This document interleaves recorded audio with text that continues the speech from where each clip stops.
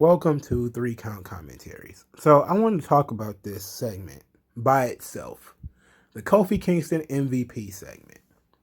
This segment was tremendous. Okay, this is my favorite segment on a pretty decent Raw.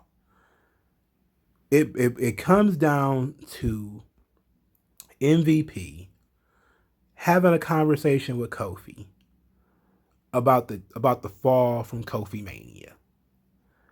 And MVP kind of catches Kofi before the match with Riddle, I believe. And they start having this conversation. MVP basically says that, hey, over the last couple of weeks, I saw you wrestling Drew McIntyre. I was very impressed. Now, before I was the buddy of Lashley, you know I was a Kofi Kingston guy. Me and you go back to Deep South Wrestling. What a deep cut that was, right? They talking about Deep South Wrestling on Raw. Wow. And that Kofi winning the WWE Championship brought MVP to tears. He was like, man, because I know you. I felt like we finally had a champion that I can relate to, and that inspired me to come back. He says, and he goes back to the Drew McIntyre thing. He says, I see you lost to Drew McIntyre. Then after the match, you shook his hand. And he said, that made me think, like, you're comfortable being mediocre. You're comfortable being a loser. And now, Kofi's a little bothered now. He doesn't like that. So he's like, Kofi Mania, was like one of the best moments ever. Nobody could take that stuff away from you. And he says, but, Kofi Mania ended because you let it. Like, this is a business. This is wrestling business. But you would rather be out here shucking and jiving with your friends. So, and Kofi cuts in. He's like, man, what are you, man? Don't do that. Nah, we're not going to do that. And then he says that my family and my friends are my motivation. They're the reason I do this. He says some kid out there is watching me right now and he believes in himself. He believes that he can do what he saw me do. I'm out here inspiring people. I'm out here spreading love and positivity. What does Lashley do this for? The money, the chicks, and MVP's like, no. He's doing this for the honor and the respect and the accoutrements that come with being the WWE champion. And that's kind of like the end, right? So you can see it from both sides, where you can see how easily Kofi Kingston kind of gave up on being WWE champion, when he kind of just slid back into the New Day. Like I said, I think I said it a week ago, maybe 2 weeks ago, how he had that comfort and blanket. He fell. New Day was there to catch him, to be like, oh yeah, you was there. You had the spot, man. You're one of the best ever, yada, yada, yada. But he didn't have the desire to go back. He just so easily flopped back into being New Day Kofi, former WWE champion, not that guy anymore. It came, it went, now what? But you got MVP now telling them, like, bro, Kofi Mania ended because you gave up on it.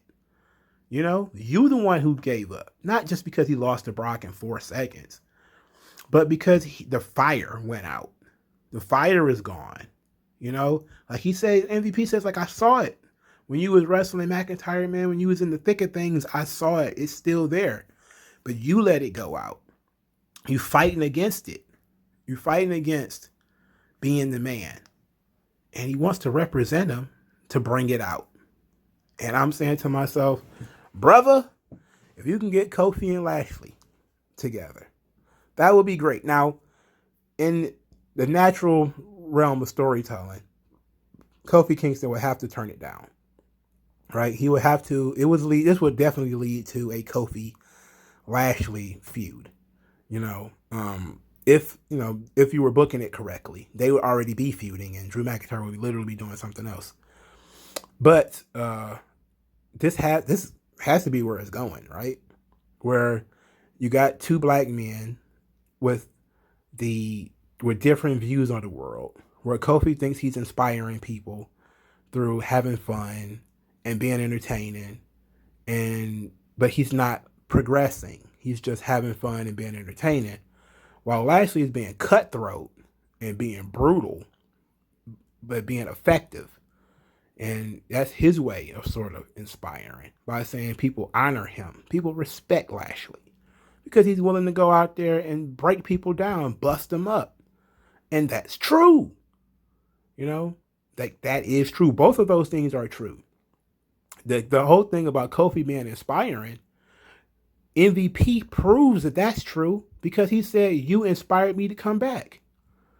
So we can't say, well, Kofi doesn't inspire anybody. It's like maybe we don't know any kids, but we know that there are people, MVP being one of them, that was inspired by Kofi Mania, that was moved by it, you know, and that's a great storyline. So now we need somebody who is sort of inspired by Lashley, you know, the honor and the respect that comes with being Lashley. And I think that if they were kind of gonna play around with this, you would probably go maybe to Xavier Woods and say to him, like, you know, ain't you tired of being like the dork, the video game guy?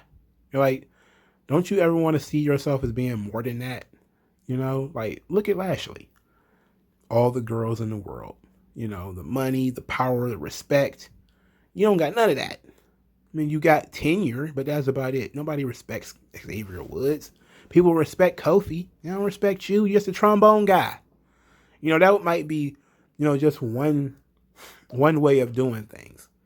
You know, to dangle those carrots. You know, because that's what MVP's character is. You know, he's a businessman, so he's always looking for leverage. He's looking to influence. He's looking to do these interesting little archetypal games that he's playing here, mind games. And I'm cool with that. I just want to know where it's going. Because if this doesn't lead to a Kofi Lashley title match, I don't know what else it could lead to, you know? But, because do I really want to see Kofi and Lashley have a feud without the title? I mean, it would be fine either way, but I just think the title needs to be there because I want Lashley to be at the top of the hill when this happens and not being in some lesser position, you know? But I thought this was a tremendous segment, you know, and it has so many different ways, so many branches you can go from with this.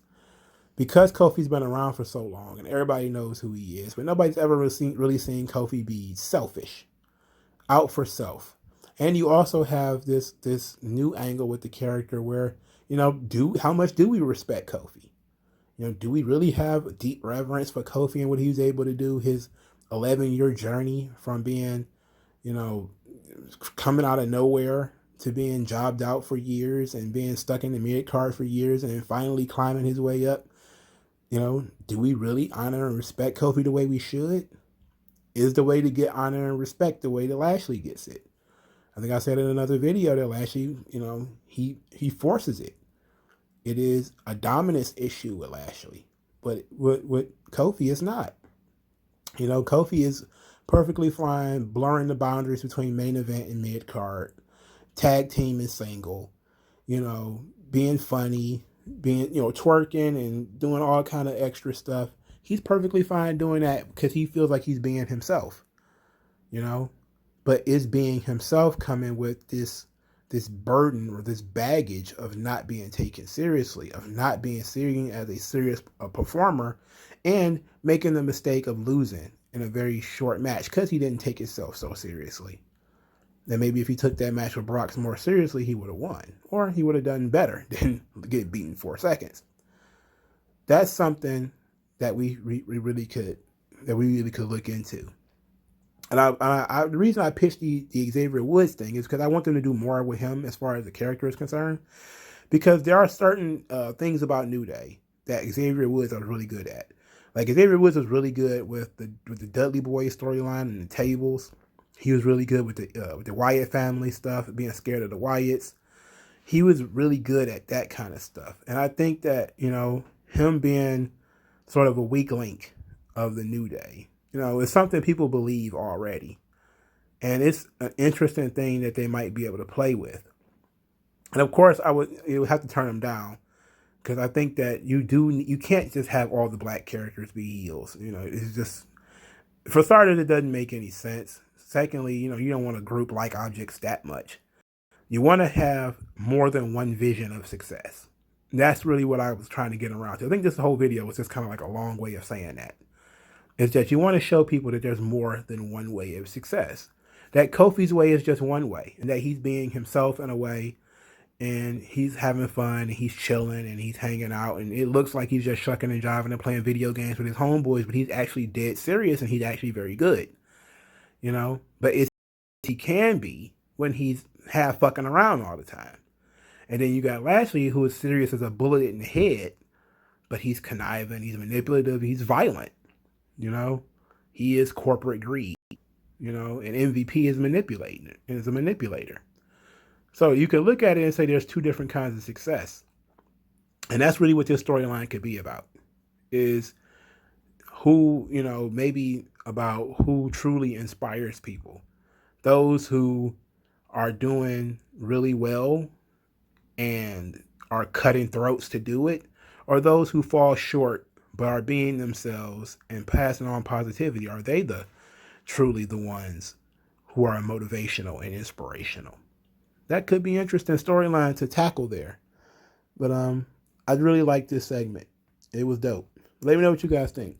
Like this video, share this video, subscribe to the channel. I'll talk to you guys later, and peace out. Old non-aggression. Once that lesson sets in, you'll see a session where you got an affection for no progression, regression. The best